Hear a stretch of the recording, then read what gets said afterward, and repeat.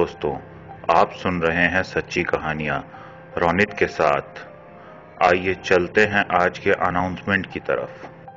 कल की हमारी कहानी दो ऐसी कहानियों पे पहला कमेंट सिमरन जी ने किया था। सिमरन जी को इसके लिए बहुत बहुत धन्यवाद। आइए चलते हैं अपनी कहानी की ओर। मेरा नाम कुलजीत है और मेरी एक गाड़ियों के पार्ट्स की दुकान है, जो दुकान ठीक शमशान घाट वाले रोड पे है। वैसे तो हमारी ये दुकान 3 पीढ़ियों से है और जिस शमशान घाट वाले रोड पे हमारी ये दुकान है वो बहुत फेमस है, वो दुकान भी और वो शमशान घाट भी। शमशान घाट इसलिए क्योंकि वहाँ ये माना जाता है कि वहाँ पे एक चुड़ैल का वास है, जो कि शमशान घाट के दायरे में आने वाले किसी को भी जिंदा नहीं छोड़ती। और हमारी दुकान इसलिए फेमस है क्योंकि हमारे दुकान के दायरे में आने वाले किसी को भी कभी खाली हाथ नहीं जाना पड़ता, क्योंकि हमारे पास हर गाड़ी के पार्ट्स मिल जाते हैं।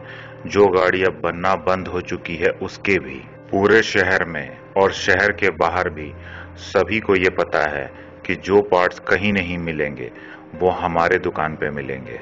हमारा बिजनेस बहुत ही अच्छा चल रहा था और हम लोग कभी भी उस शमशान की तरफ नहीं जाते थे, गलती से भी नहीं, क्योंकि मुझे मेरे पिताजी और दादाजी ने ये बताया था कि उस शमशान घाट में एक चुड़ैल का वास है, जो कभी भी वहां जाने वाले किसी को भी जीवित नहीं छोड़ती।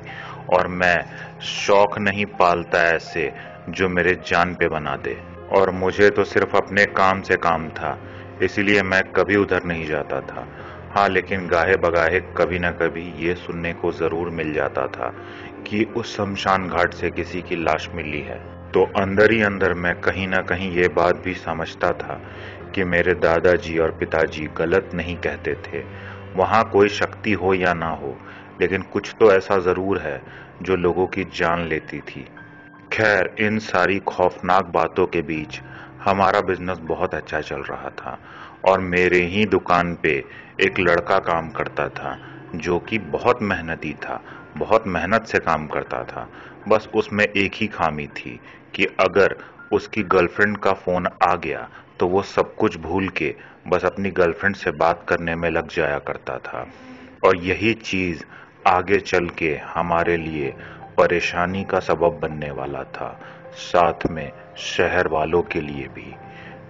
क्योंकि जब भी वो अपने गर्लफ्रेंड से बात करता था तो कई बार वो बात करते करते बहुत दूर तक निकल जाएगा और उसे पता भी नहीं चलेगा। कई बार वो अगर कोई काम कर रहा है तो उसे करते ही जाएगा, उसे पता भी नहीं चलेगा। वो बात करने में इतना मशरूफ हो जाया करता था, जिसके वजह से वो क्या कर रहा है और क्यों कर रहा है उसे तब समझ में आता था जब फोन कट जाता था। ऐसे ही एक दिन मुझे कहीं बाहर जाना था। मैंने दुकान उसके हवाले की और कहा कि अगर गर्लफ्रेंड का फोन आए भी तो दुकान से बाहर मत निकलना और जो भी बात करना होगा दुकान में करना और कॉल छोटा रखना, जल्दी खत्म कर लेना। उसने कहा, अरे पापा जी आप टेंशन मत लो, मैं कहीं नहीं जाऊंगा और मैं ज्यादा बात भी नहीं करूंगा। हालांकि वो मुझे आश्वासन तो दे रहा था, लेकिन मुझे ये बात पता थी कि मैं इतनी जल्दी वापस नहीं आ पाऊंगा और रात में उसी को दुकान बंद करनी है। और मुझे बस यही फिक्र सता रही थी कि वो अपने गर्लफ्रेंड से बात करने के चक्कर में कहीं कुछ इधर उधर ना कर दे, या ऐसा ना कर दे कि वो ताला ही बंद करना भूल जाए। लेकिन मुझे अपने काम पे तो जाना ही था, क्योंकि वो काम बहुत ज्यादा जरूरी था। फिर मैं वहां से चला गया और उस दिन मैं वापस नहीं आया दुकान पर। जब अगली सुबह मैं अपने दुकान पे पहुंचा तो देखा दुकान का ताला तो ठीक से बंद है, लेकिन उस रोड पे काफी भीड़ जुटी हुई है। जब मैंने पता लगाया कि आखिर ये भीड़ क्यों जुटी है तो पता चला कि मेरे दुकान पे काम करने वाला वो लड़का मारा गया है। कहाँ पे? उसी शमशान में। इसका मतलब मुझे समझ में आ गया, वो जरूर बात करते करते वहां तक चला गया होगा और वहां जाने के बाद वो उस चुड़ैल के चंगुल में फंस गया होगा। बेचारा बेमौत मारा गया। कैसा प्यार है ये जिसने उसकी जान ले ली। खैर, उसकी जान प्यार ने ली या उसकी नासमझी ने, ये तो मैं नहीं कह सकता, लेकिन ये जरूर क्लियर था कि अब वो इस दुनिया में नहीं था। पुलिस ने मुझसे भी आकर इंक्वायरी की, क्योंकि वो मेरे ही दुकान में काम करता था और ये बात सभी लोग जानते थे। पुलिस ने मुझसे पूछताछ की, मैंने उन्हें सब कुछ ठीक ठीक बता दिया। उन्होंने जांच पड़ताल की, लेकिन पुलिस को भी पता था कि यहाँ क्या हुआ है।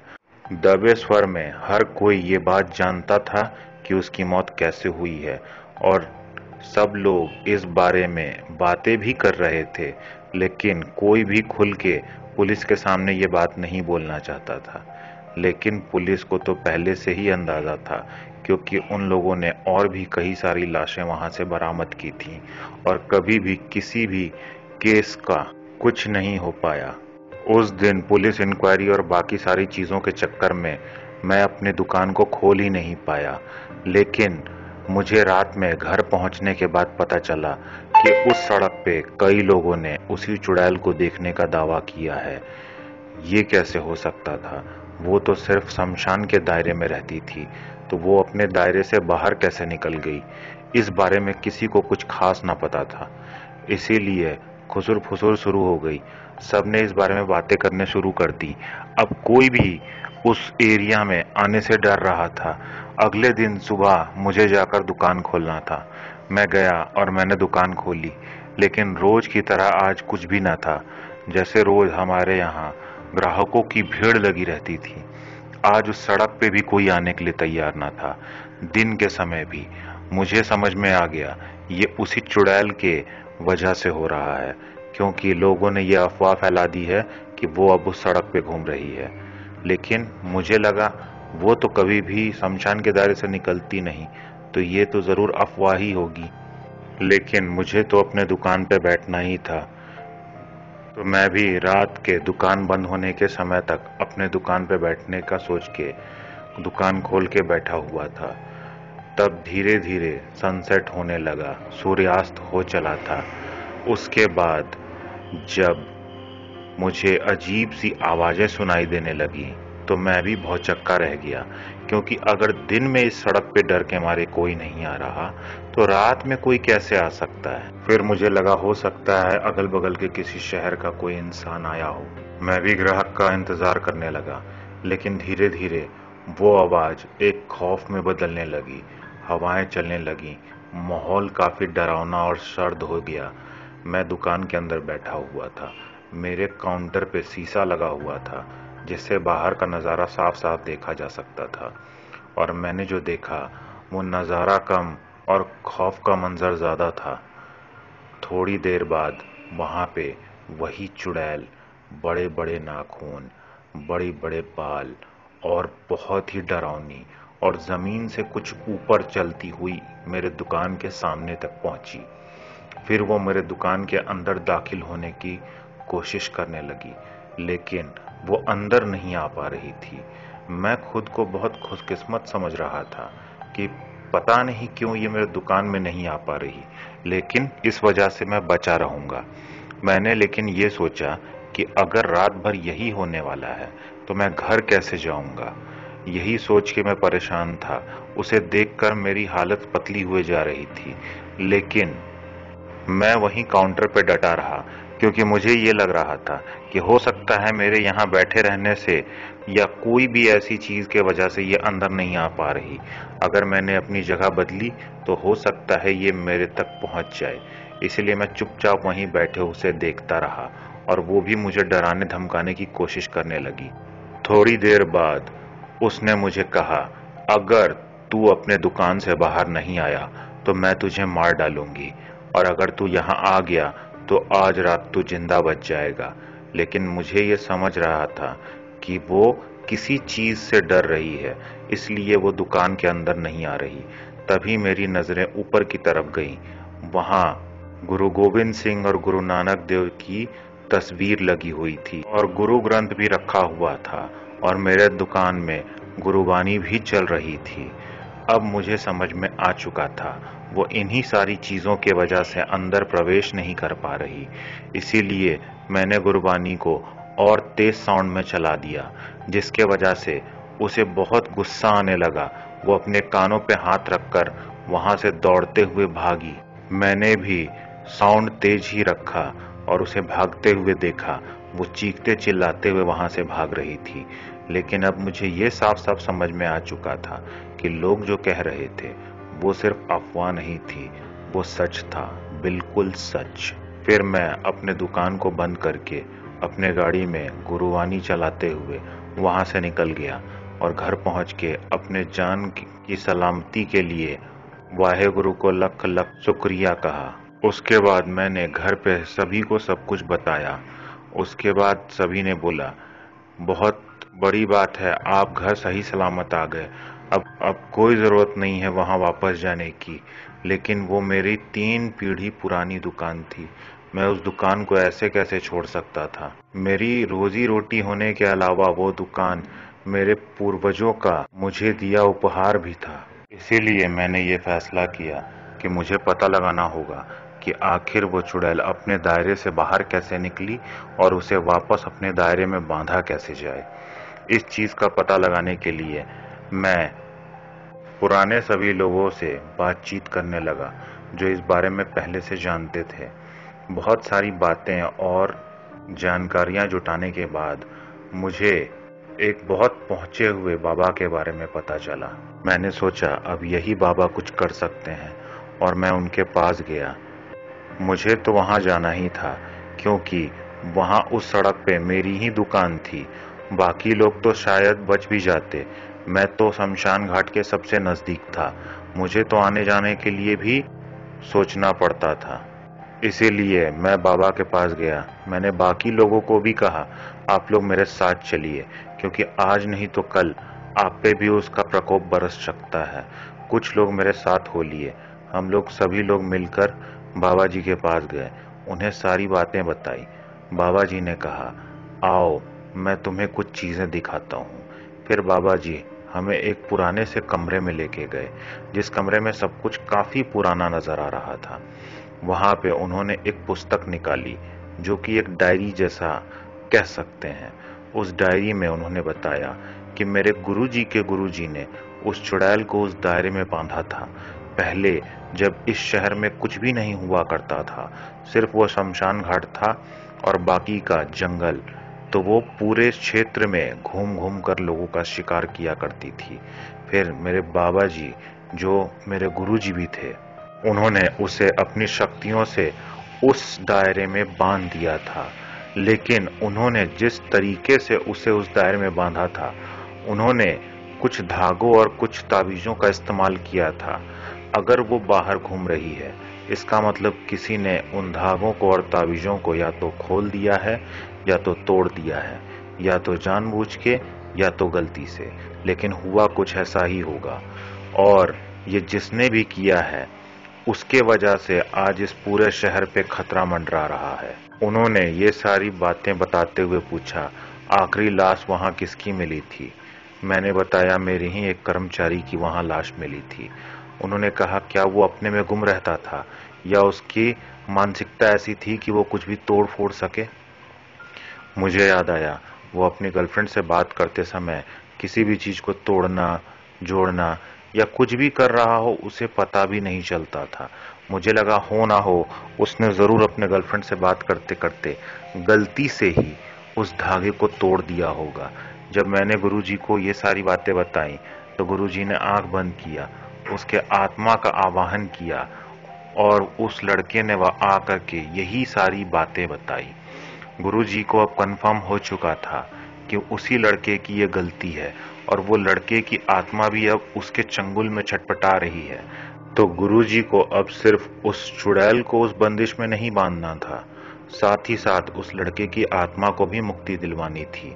और उन्होंने थोड़े और मंत्र तंत्र के बाद बताया कि सिर्फ उसी की ही नहीं, जिस जिस को उसने मारा है उन सभी की आत्माएं उसके गुलाम की तरह उसके लिए अब काम करती हैं। गुरुजी ने यह ठान लिया कि अब वो किसी भी तरीके से उस चुड़ैल को समाप्त ही कर देंगे। उन्होंने अपने गुरुजी के और गुरुजी के सारे तंत्र मंत्र ताबीज और बाकी की चीजें उठाई। वो सारी पुस्तकें भी उठाई जिसमें उन्होंने बहुत पुराने पुराने मंत्र लिखे थे। ये सारी चीजें लेने के बाद उन्होंने कहा, आज ठीक 7 बजे शाम के बाद हम सभी वहां चलेंगे। तुम लोगों को मैं कुछ कीलें दूंगा। जब मैं मंत्र पढ़ते हुए इशारा करूं तो सभी लोग एक साथ वो कीलें जमीन पे गाड़ देना, जिसके बाद वो बंध जाएगी और उसी बंधन के बाद हम लोग उसे एक घेरे में लाकर भस्म कर देंगे। हम लोगों ने हामी भर दी, क्योंकि मरता क्या ना करता, मैं तो वैसे भी फंस चुका था। अगर मैं बाबा जी का साथ नहीं देता, गुरु जी का साथ नहीं देता, तो वैसे भी मेरी जिंदगी तो बर्बाद ही थी। तो वैसी बर्बाद जिंदगी से अच्छा अगर आज इस कोशिश में मौत भी हो जाए तो कोई बात नहीं, कम से कम शहर का भला तो हो जाता। इसके बाद हम सभी लोग वहां पहुंचे और गुरुजी ने उस चुड़ैल के आने का इंतजार नहीं किया, बल्कि उसका आवाहन किया, उसको ललकारना शुरू कर दिया। वो भी खुशी खुशी वहां हंसते हुए पहुंच गई, क्योंकि उसे तो लगा आज बहुत सारे शिकार मिलेंगे। लेकिन उसे क्या पता था कि वो जिससे टकरा रही है वो कोई ऐसा वैसा इंसान नहीं जिसे वो शिकार बना सके। वो तो आज खुद शिकारी बनने वाले थे, और जो शिकारी था वो शिकार। गुरुजी ने जब तंत्र मंत्र शुरू किया तो वो चीखने चिल्लाने लगी। हालांकि वो भी बहुत शक्तिशाली थी, लेकिन उसे आदत नहीं रही थी कि अब कोई भी उसे चैलेंज करे। पहले तो चैलेंज पे उसने कोई खास प्रतिक्रिया नहीं दी थी, लेकिन जब मंत्र तंत्र और बाकी सारी चीजें उस पर हावी होने लगी तो वो कहने लगी कि मुझे अगर तू छोड़ देता है तो मैं कई लोगों को जिंदा छोड़ दूंगी, सिर्फ हफ्ते में एक को ही मारूंगी। लेकिन बाबा जी किसी भी शर्त के लिए तैयार ना थे। उन्होंने कहा, अब तू हफ्ते में क्या, आजीवन कभी किसी को नहीं मार पाएगी। आज तू बचेगी तब तो। फिर उसने गुरुजी को धमकाने की भी कोशिश की। उसने बहुत सारे प्रयत्न किए कि किसी भी तरीके से आज बस वो बच जाए, बाकी तो वो बाद में सबको देख ही लेती। लेकिन गुरुजी ने उसे ये मौका ही नहीं दिया। मंत्र तंत्र के जाल में उसे पकड़े पकड़े ही हमें इशारा किया कि सभी लोग कील को जमीन में गाड़ दो। हम लोगों ने भी वही किया। उसके बाद गुरुजी ने एक घेरे में उसे बंद कर लिया। उसके बाद उन्होंने अपने मंत्र तंत्र और कुछ अभिमंत्रित जल को उसके ऊपर फेंकना शुरू किया। थोड़ी देर में वो जलने लगी, चीखते चिल्लाते हुए। पहले उसके बड़े बड़े नाखून झड़ के गिर गए, फिर उसके बाल जो कि काफी काले लंबे और घने थे वो जलने लगे। फिर धीरे धीरे वो जल के भस्म होकर के गायब हो गई। और अब गुरुजी ने उस शमशान को और उस शहर को हमेशा हमेशा के लिए उस चुड़ैल से आजाद कर दिया था। अब शमशान वाली चुड़ैल का कोई अस्तित्व ना बचा था। उसके बाद मैं भी अपने दुकान में आराम से काम करने लगा। सभी ने गुरुजी का धन्यवाद। गुरुजी भी किसी भी चीज के लालची नहीं थे। उन्होंने भी धन्यवाद के साथ दिए जाने वाले उपहारों के लिए मना कर दिया और उसी गुमनामी में वापस लौट गए जहां वो पहले रह रहे थे। खैर, आज की कहानी में बस इतना ही। हमें कमेंट सेक्शन में जरूर बताइएगा कि उससे आजाद करने में गलती किसकी थी, उस लड़के की, उसके प्यार की, या उसके नासमझी की। ऐसी ही कहानियों के लिए हमारे प्लेलिस्ट को जरूर विजिट कीजिएगा। कल फिर मिलेंगे ऐसी ही एक मनोरंजक कहानी के साथ।